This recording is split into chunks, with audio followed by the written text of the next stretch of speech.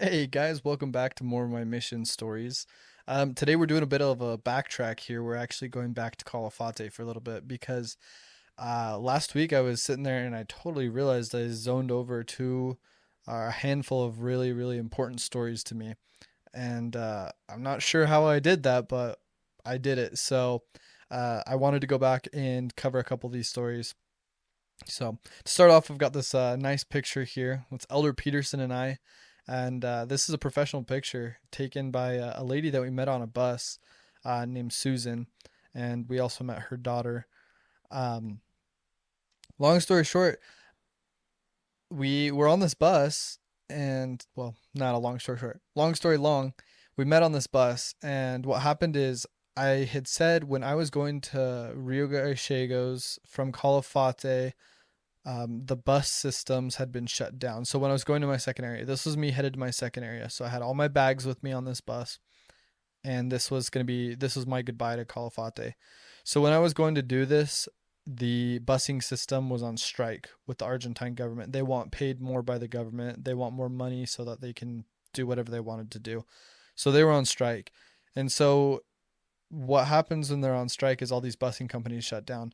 So this was a Chilean busing company called Andesmar, and they were like the bougie busing company. So long story short, what happened is we got these tickets bought for us. We didn't think we were going to be leaving Calafate, and the secretaries call us and they're like, "We have bus tickets for you. They leave in 30 minutes. Get to the airport as soon as possible." Luckily, all my bags were packed. I had everything ready. It just was us getting there, and the bus station was pretty far from our house, so we had to call a taxi and everything and like rush to the bus station, which we made it, so that was good. So we show up on this bus, and as we get there, it is packed. I mean, every single seat is taken. I had never seen that one ever in my time in Argentina, but every seat is taken. And why that was is because all the travelers were stuck. They were just stuck in Argentina because they couldn't get out because the busing companies were on strike. And so that was really weird. And it was really hard for a lot of people. And people were freaking out because they're like, we have planes we have to catch. If we miss these, that's thousands of dollars in flights we're going to lose, this, that, and the other. And so a lot of people were just like hopping buses to Chile to leave. Anyways, what happened is we got the last two tickets on this bus, and we were seated like right up near the front. We were two rows back from the front. I remember very vividly. And we're sitting there, and the bus driver gets up on the bus and he goes, he only spoke Spanish, and he gets up and in Spanish he says, "I need somebody to translate from Spanish to English. I need another person to translate from Spanish to German. I need somebody to translate Spanish to French, and I need somebody to translate Spanish to Italian." And then he said, "Is there any other languages on the bus?" And so he was looking around. Didn't seem like there were any other languages that people needed to understand. And so he went with that.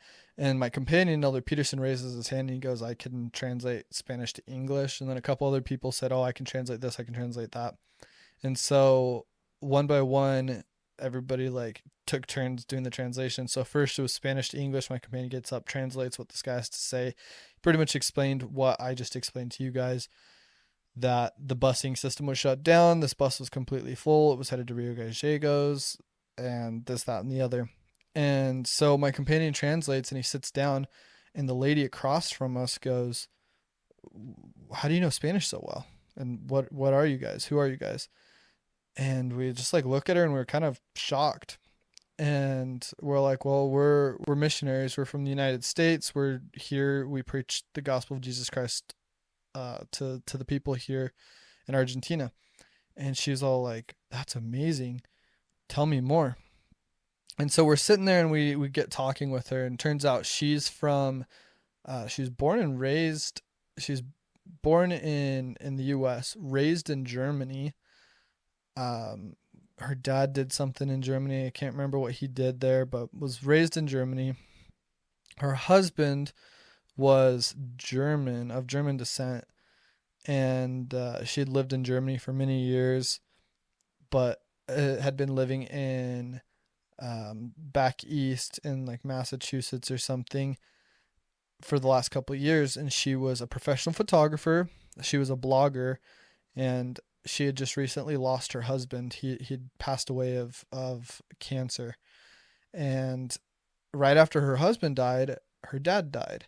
And so it was really hard on her. And so what she did is she pulled her daughter, who was in at the time she was in fourth grade. Her name was Elsie, I think. Yes, Elsie. And she pulled her daughter out of school, and she goes, "I'm homeschooling you now, and we're traveling the world for 1 year straight. Every country we want to go to, we're going to." And so that's what they did, is they traveled the world. And so they just happened to go to Calafate to go see the glacier, and they got on this bus with us. And she was pretty worried because their flight was supposed to leave out of Buenos Aires the following night, and so they didn't know if they were going to make it on time, which later on I found out they did. But so we get on this bus, and we're sitting there, and this is a 6 hour bus ride.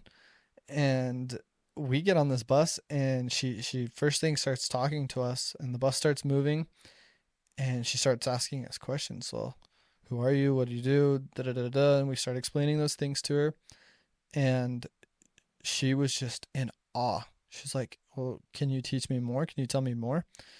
And so due to that,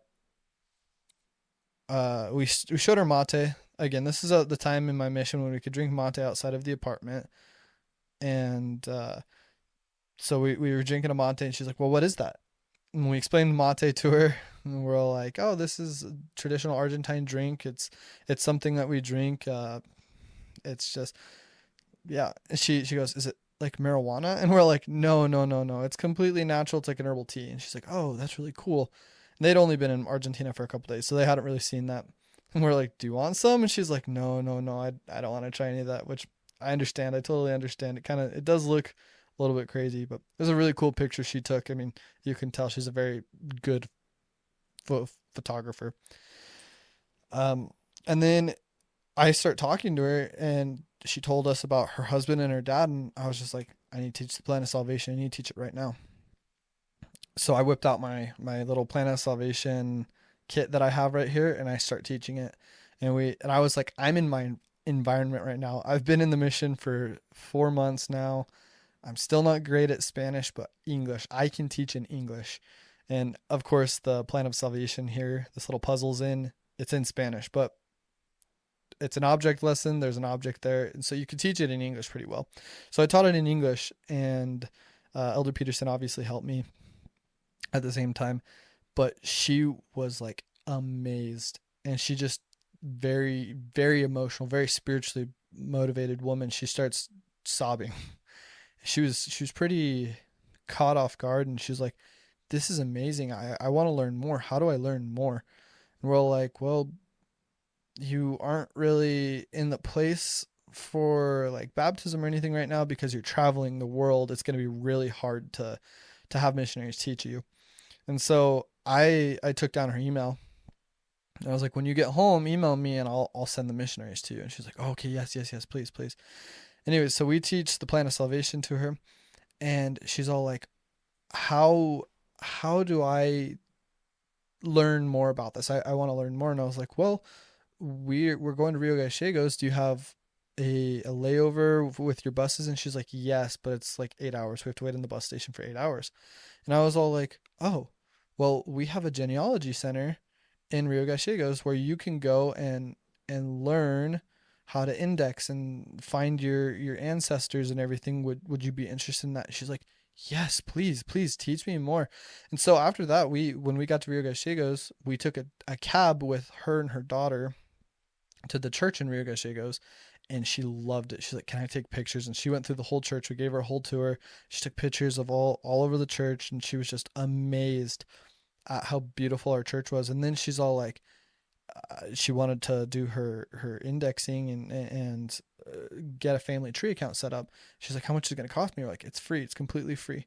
Through our church, we've used our resources. It's completely free to you. You don't have to worry about a penny, nothing." She's like, "Well, at least let me buy you dinner." So she bought us a really nice dinner. It was very kind of her. But she went out of her way to just learn everything she could. So we took her to the indexing center, and my companion translated for her the whole time. There was little Argentine lady that was helping her with her stuff. We got an account set up. She was able to find out a lot of things about her family that she didn't know. She always thought she had completely German descendants. Turns out she had other ones. I can't remember from what part of the world it was, but it was crazy. And she was just so amazed, and she was so thankful that we could teach her that. But it was, honestly, this was one of the most spiritual experiences of my mission, was talking to Susan. And so it was really cool. And so she bought us food and learned everything, and then we parted our ways. And her parting gift to us were personal pictures. She's like, I want to take a professional portrait of you. And so she took this picture of me, and of course I've got some acne in that picture and my hair looks crazy, but she took that picture of me, and so kind of her. And this is Elder Petersen and I. And then here's another one of Elder Petersen. We made sure to like carry her bags and everything, and her and her daughter's bags, and make sure that they got back to the airport, and or not airport, the bus station all right, and were headed in the right place, and they knew where they were going, so that they got there in time. So a couple of weeks went by, and she had my email, I had her email, and I didn't hear from her, didn't get any pictures from her, nothing. And all of a sudden, I think 3 or 4 weeks later, I get an email, and she's like, "Hello, Elder Passy. This is Susan. We're in, I think they were in like Thailand or Taiwan at that time. And then they're bouncing around to Cambodia and all that place. But she's all like, I've been doing my genealogy work, and I found these amazing discoveries. If you're interested, here's my blog. Go read more about it." And she linked her blog in there, and I was like, of course, I'm going to go look at this. And so I went and looked at her blog, and she'd written like the most amazing paragraph about us. I wish I could find it. I'll have to go looking for it again, but she wrote a very nice article about us on her blog that had tens of thousands of followers. And she asked if she could post her pictures. We said yes. She posted our pictures, and she told the story, and really she was a missionary without realizing it, that she was totally preaching the gospel of Christ. And it was just amazing. And it was so cool. Anyways, Elder Petersen later on asked me for her email, because he never ended up getting an email from her. I guess she might have written his email down wrong or something, but to my knowledge, he got a hold of her later on and got the pictures and everything. But the story doesn't end there. She then goes out and does her world travel, finishes her traveling, and I come home from my mission. I finished my mission. So you're talking 2 years, almost 2 years, 18, no, like 20, almost 20 months after I first met Susan. I got home from my mission, and one day I'm in church, and I had a very, very distinct impression. You need to reach out to Susan. And I'm like, why do I need to reach out to Susan? That's kind of weird. I haven't seen Susan or talked to Susan in upwards of 2 years. Like, this is super random. But sitting in church during sacrament meeting, I wrote her an email. I said, "Hi, Susan. Just wanted to reach out, tell you I'm home from my mission, tell you hello, hope you're doing well, this, that, and the other." And I sent the email. Didn't expect anything back. It was just kind of odd, I thought. And sure enough, a couple hours later, I get an email, and it said, "Hi, Elder Passy. We're in Boston right now in the hospital. Elsie was diagnosed with stage 3 brain cancer. Her daughter, that when we met her, was in 4th grade." And I was like, oh, my heart broke for her, and I was just so sad. And it was a really sad experience. And I said, "Can I send the missionaries to you, just like we taught you and talked to you in Argentina? There's missionaries in Boston. Can we send them to you, and can they come give your daughter a blessing?" And she said, "Of course, please do that." And so I got in contact with the elders in that area in Boston, and I called them, and told them the story, told them everything they needed to know. I said, "Please go give her and her daughter a blessing, especially her daughter, obviously." And so they said, "Thank you for the contact." They left, then went and gave her a blessing. And they called me back like a week later, and they're like, "We went and gave her a blessing, and they're taking the lessons from us, or they're hearing us teach. They welcomed us back to come teach them and talk to them." And it was just crazy. I was like, oh my gosh, wow, like she's going to listen to the missionaries. She wants to learn. She wants the blessings to work, and all that stuff. And that was the last I heard from those missionaries. I assume the missionaries had transitioned after that or had their transfers, and they went on their way. And so I didn't hear much back from them after that. And I haven't heard back from Susan in the almost 4 years I've been home now. And so last week I was remembering the story and I was like, I need to get in contact with Susan. And so I wrote her another email just messaging her to see how she's doing. And I tried to look up her blog and her Facebook profiles and everything, and couldn't find her Facebook profiles anymore. Couldn't find an Instagram profile anymore, and I couldn't find her blog. But I did find her world travel Instagram with her and her daughter. I also sent her an email on the same email strand that I had emailed her on originally. And here we are almost a week later. I wrote it last week in church, but here we are a week later and I still haven't heard back from her. And I'm hoping that she'll get back to me. And if she does, I'll make sure to update this video and the comments there. And but I haven't heard back from her. I don't know how Elsie's doing, but please keep her in your guys' prayers because I'm sure that's important. Keep Susan in your prayers, keep Elsie in your prayers. And that was one of the most amazing stories that just was bizarre. Just out of nowhere, just happens. Elder Petersen and I probably wouldn't have ended up talking to her on that bus because it's hard to preach on buses and everything, but she contacted us and she really got to know us, and that was amazing. Another fun little story from Calafate that I remembered the other day, and this one's not nearly as spiritual, and this one's more funny, but I wanted to share it, was when I was on my divisions, my second divisions I ever did. It was with Elder Febble and Elder Oviat, and Elder Febble was my my division companion. And so Elder Oviat and Elder Whiting left, and they both had gotten showered and ready for the day earlier than Elder Febble and I, and because there's only one bathroom, we have to rotate, and there's 4 of us in a small apartment, so it took longer. So Elder Oviat and it was Elder Whiting actually, not Elder Petersen.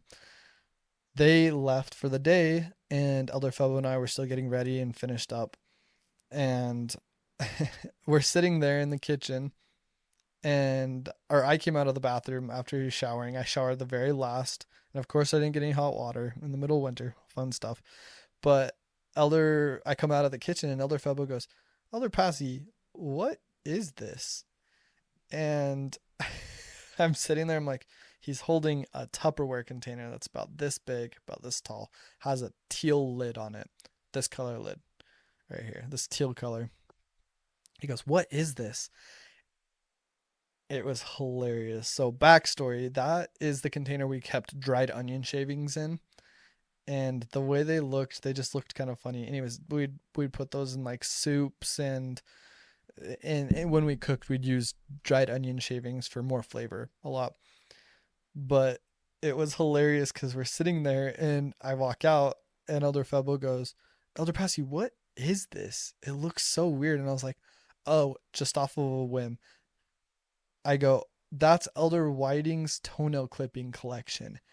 And Elder Febble's face is like, oh, that's so gross. That's utterly disgusting. You have to be kidding me. I cannot believe those are his toenail clipping collection. Why does he keep it near your food?